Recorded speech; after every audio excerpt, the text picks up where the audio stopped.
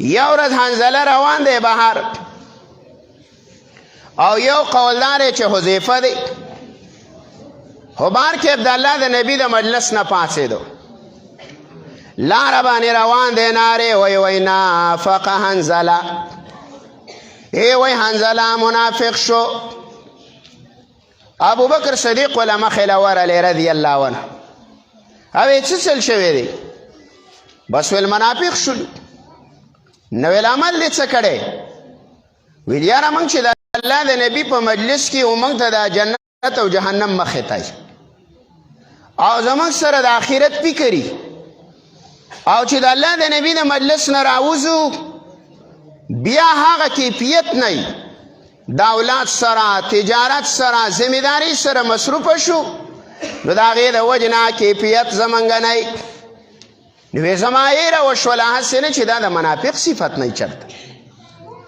نو ابوبکر صدیق ورته وی دا حال خو زمونږ هم دی ته راځه د الله د نبي نه پوښتنه کوو رسول الله صلی الله علیه وسلم مسجد نبوي کې ناست د الله نبي ناست دی دا راننوتل رسول الله صلی الله علیه وسلم ته وی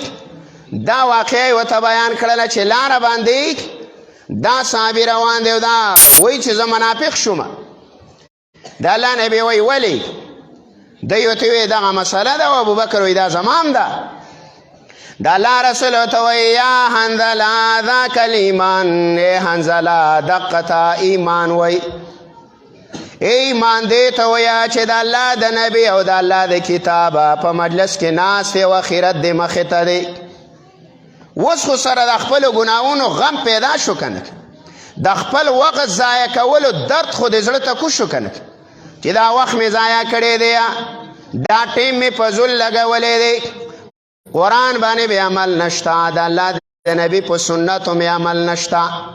دا غم خو اوس د مجلس کې دی که نه ویل دا خو دی نو وی چې دا غم او در سره دی وی دا کلیمان یا حنظله وی دقته ایمان وی